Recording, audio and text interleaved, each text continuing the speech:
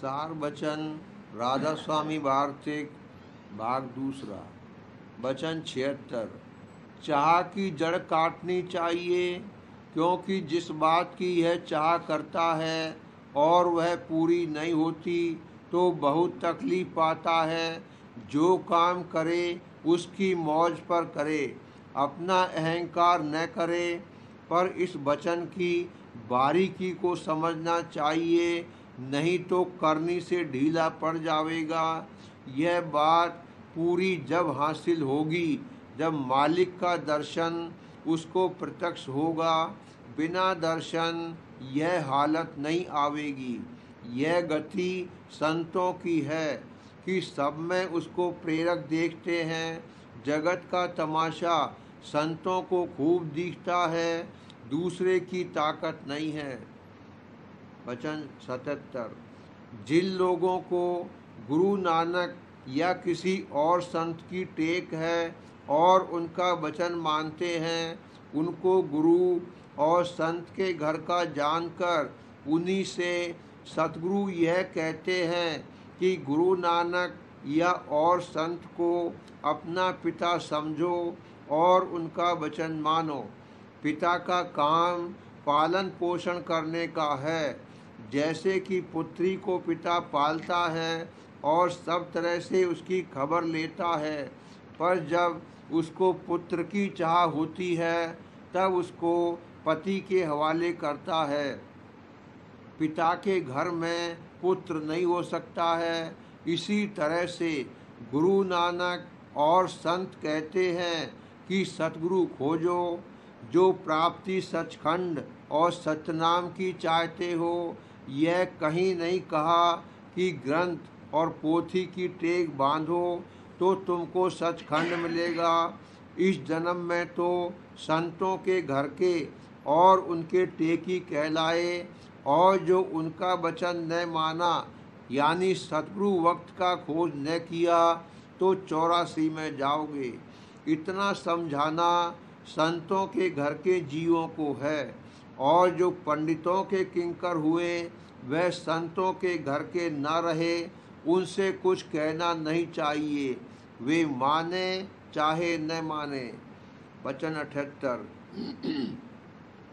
जो दुनियादार हैं उनकी आसक्ति स्त्री और धन में है और उसी में उनको रस आता है, इसी से वह संसारी कहलाते हैं। और जिनको अपने सतगुरु के दर्शन और वचन में आसक्ति है और रस मिलता है, उनका नाम गुरुमुख है। सतगुरु की प्रीत करने वाले कम हैं और दुनियादार बहुत हैं, पर जो सतगुरु के सन्मुख आए हैं तो वह उनको एक रोज गुरुमुख बनाकर छोड़ेंगे। वचन 79। बाजे जीव सतगुरु से कहते हैं कि जो तुम सतगुरु पूरे हो तो हम एक तिनका तोड़ दें, तुम जोड़ दो। सो सतगुरु फरमाते हैं कि जिसको तुमने ब्रह्म माना है उससे तिनका टूटा हुआ जुड़वाओ। जो वह जोड़ देगा तो हम भी जोड़ देंगे, क्योंकि सतगुरु और ब्रह्म एक हैं। पर ब्रह्म की ताकत नहीं है कि टूटा हुआ तिनका जोड़ देवे या मुर्दे को जला देवे। और जो सतगुरु से प्रीत करेगा और श्रद्धा लावेगा तो उसका तिनका भी जोड़ देंगे और मुर्दे को भी जला देंगे, क्योंकि जो संसारी हैं वह मुर्दे हैं और जिनको सतगुरु वक्त से प्रीत है वही जिंदा है और उन्हीं का तिनका टूटा हुआ जुड़ा है। वचन 80। मुरीद नाम मुर्दे का है कि जिस तरह गुरु कहें उसी तरह करे, अपनी अकल को पेश न करे। सो जब तक यह हालत न आवे तब तक अपने को जिंदा और संसारी जाने और मुर्दा न माने, पर मेहनत करे जाए और वचन माने, यानी सतगुरु की सेवा और सत्संग और भजन करता रहे और उनके चरणों में प्रीत और प्रतीत बढ़ाता रहे, एक दिन मुरीद हो जाएगा।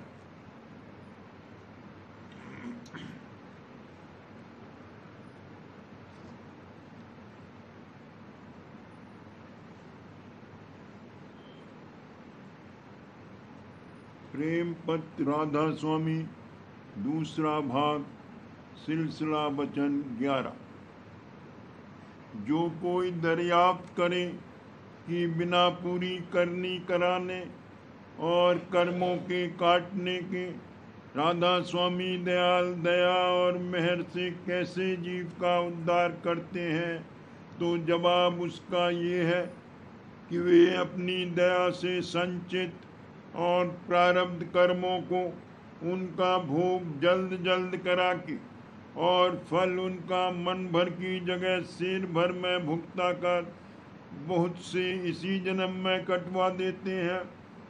और उन कर्मों का असर मन का सिर भर और सूली का कांटा इस तौर पर हो जाता है कि जीवों को उनके नाम के आधार और चरण शरण के भरोसे से तकलीफ बहुत कम व्याप्ति है। यानी ऐसी हालत में मन और सूरत उनके मौत से इस कदर अंतर में खिंचे और तने रहते हैं कि दुख सुख का असर उन पर बनिस्बत संसारी जीवों के कम व्यापता है।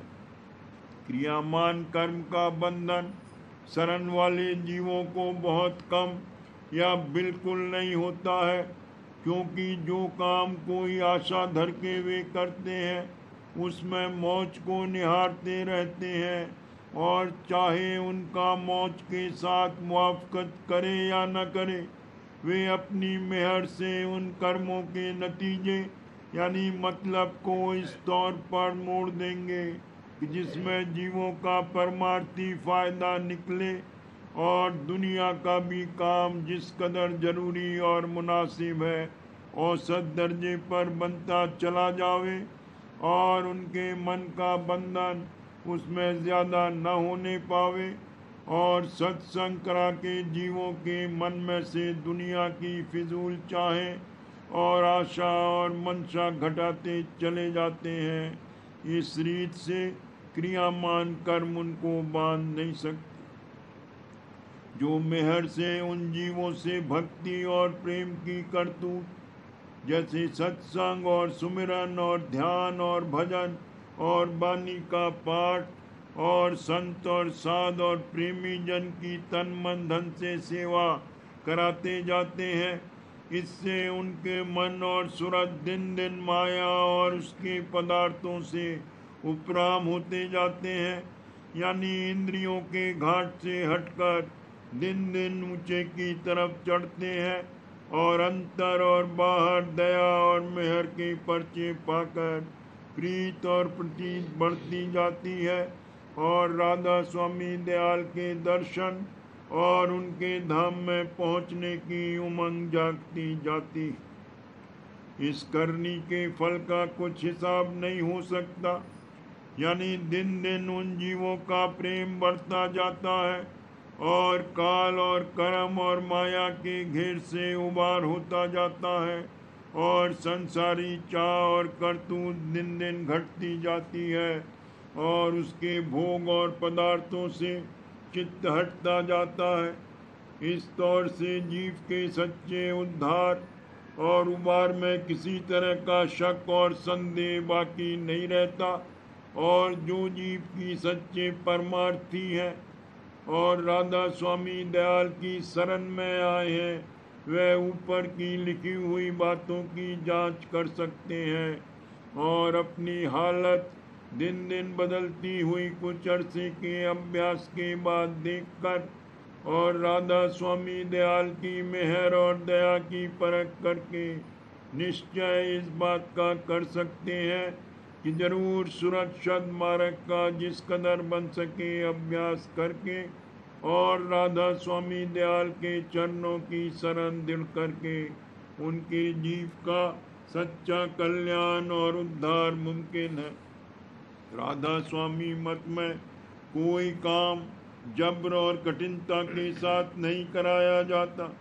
जिस कदर कार्रवाई की जारी है सब सहज तौर पर कराई जाती है।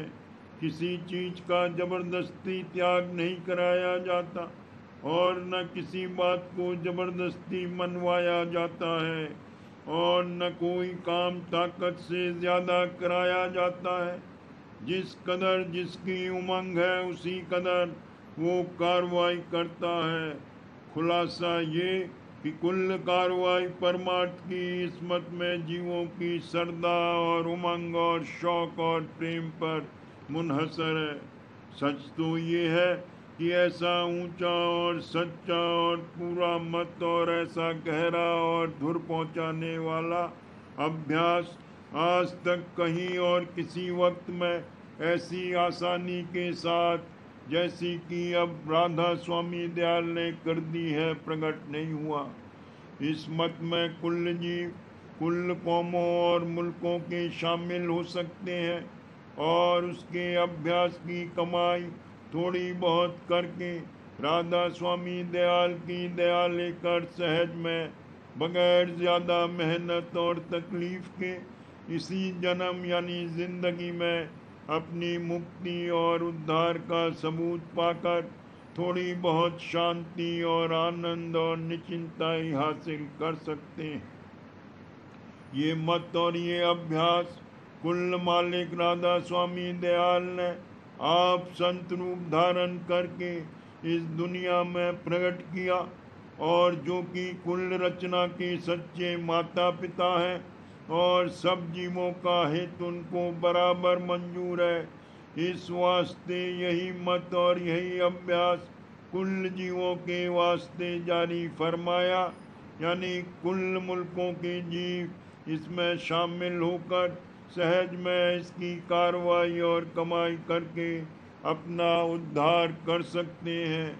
जो कोई सच्चे खोजी और दर्दी परमार्थ के हैं उनको ये वचन प्यारा लगेगा और वे सत्संग अंतर और बाहर करके जो बातें की ऊपर लिखी गई हैं उनकी जांच और राधा स्वामी दयाल की मेहर और दया की परख करके मगन होवेंगे और जिनके मन में खोज और दर्द नहीं है वे इस वचन की प्रतीत नहीं करेंगे और वे न तो सत्संग में शामिल होकर और वचन सुनकर खुश होंगे और न अंतर में अभ्यास कर सकेंगे।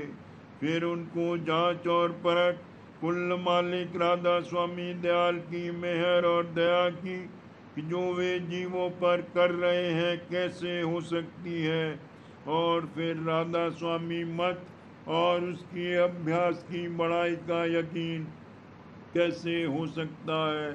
जिस किसी ने एक या दो या ज़्यादा बार सत्संग करके राधा स्वामी मत को अच्छी तरह समझ लिया है और संशय और भ्रम उसके दूर हो गए हैं और निश्चय उसका और शरण राधा स्वामी दयाल के चरणों में पक गई है और भक्ति मार्ग यानी परमार्थ के कायदे और रीत अच्छी तरह समझ लिए हैं और उसके मुआफिक जिस कदर बनता है बर्ताव भी करता है और अपने मन और इंद्रियों की चाल की निरख परख करके बचनों के मुआफिक उनकी संभाल और सफाई में कोशिश करता रहता है और अभ्यास जहाँ तक मुमकिन है राधा स्वामी दयाल की दया लेकर दुरुस्ती से करता है और जो विघ्न उसमें खलल डालते हैं उनको परख कर उनके दूर करने का जतन जैसा कि मुनासिब है करता है